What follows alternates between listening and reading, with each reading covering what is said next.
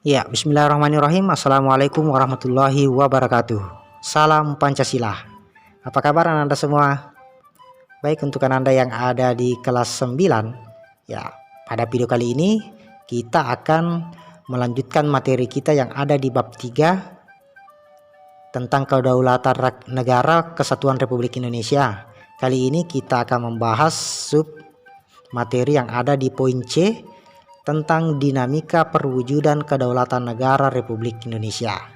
Ya, bagi Anda yang baru bergabung, kami ucapkan selamat bergabung, dan bagi Anda yang belum subscribe, ya, silakan subscribe dulu ya, dan nyalakan loncengnya agar Anda bisa mendapatkan pemberitahuan tentang video-video pembelajaran terbaru dari PPKN channel ini.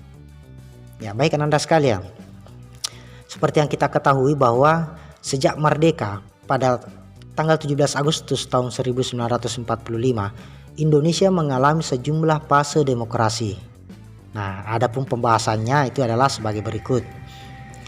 Ya. Demokrasi parlementer ini terjadi di kisaran waktu tahun 1945 sampai tahun 1959. Undang-Undang Dasar Negara Republik Indonesia tahun 1945 menetapkan sistem pemerintahan presidensial dengan kekuasaan yang besar di tangan presiden, meskipun kekuasaan tertinggi berada di tangan MPR. Ya. Nah, pada fase demokrasi parlementer ini, selama MPR dan DPR belum dibentuk, wewenang kedua lembaga tersebut akan dijalankan oleh presiden dengan nasihat dari Komite Nasional Indonesia Pusat atau KNIP. Ya. Pada perkembangan selanjutnya, KNIP melalui badan pekerjaannya mengajukan petisi kepada pemerintah, yaitu agar para menteri kabinet bertanggung jawab kepada KNIP, bukan kepada presiden. Nah, pada tanggal 14 November tahun 1945, Presiden Soekarno melantik kabinet parlementer yang pertama dengan Sultan Syahrir sebagai Perdana Menterinya. Nah, dengan dikeluarkannya makluman presiden tersebut, demokrasi di Indonesia berubah dari demokrasi Indonesia dengan sistem pemerintahan presidensial menjadi demokrasi parlementer. Ya. Selanjutnya, pada fase demokrasi terpimpin yang terjadi di kisaran waktu tahun 1959 sampai tahun 1966, pemberlakuan kembali Undang-Undang Dasar Negara Republik Indonesia tahun 1945 membawa sejumlah konsekuensi pada aspek ketatanegaraan.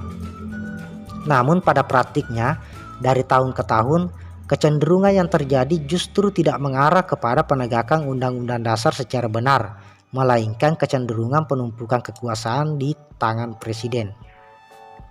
Nah, dengan sistem demokrasi terpimpin, Presiden Soekarno menjadikan berbagai lembaga negara di bawah presiden. Hal yang paling mencolok adalah dikeluarkannya produk hukum yang mengangkat Soekarno sebagai presiden seumur hidup. Nah, selanjutnya pada fase demokrasi Pancasila. Ya, ini terjadi di kisaran waktu 1966 sampai tahun 1998. Setelah masa kepemimpinan Presiden Soekarno berakhir dan diganti dengan pemerintahan Orde Baru yang dipimpin oleh Presiden Soeharto, hal yang digaungkan adalah melaksanakan Undang-Undang Dasar Negara Republik Indonesia tahun 1945 dan Pancasila secara murni dan konsekuen. Nah, selanjutnya pada era demokrasi Pancasila masa reformasi, yakni dari tahun 1998 sampai sekarang, pada masa reformasi, demokrasi yang dikembangkan tetap demokrasi Pancasila, tapi dengan perbaikan pelaksanaan dan peraturan-peraturan. Nah, dalam suatu negara diperlukan struktur lembaga negara yang dapat menunjang jalannya pemerintahan. Nah, adapun lembaga-lembaga negara yang terdapat dalam Undang-Undang Dasar Negara Republik Indonesia tahun 1945 itu sebagai berikut. Yang pertama, Majelis Permusyawaratan Rakyat atau yang biasa disingkat dengan MPR, kemudian Presiden, Dewan Perwakilan Rakyat atau DPR, kemudian Badan Pemeriksa Keuangan atau BPK, kemudian Mahkamah Agung, Mahkamah Konstitusi, Dewan Perwakilan Daerah atau DPD, dan Komisi Yudisial. Ya, baik Anda sekalian, demikianlah video pembelajaran kita kali ini. Terima kasih telah menonton video-video kami. Jangan lupa klik tombol like ya. Ini demi perkembangan PPKN channel ini. Tetap jaga kesehatan, tetap semangat, dan sampai jumpa di video pembelajaran selanjutnya. Sekian, wassalamualaikum warahmatullahi wabarakatuh. Salam Pancasila.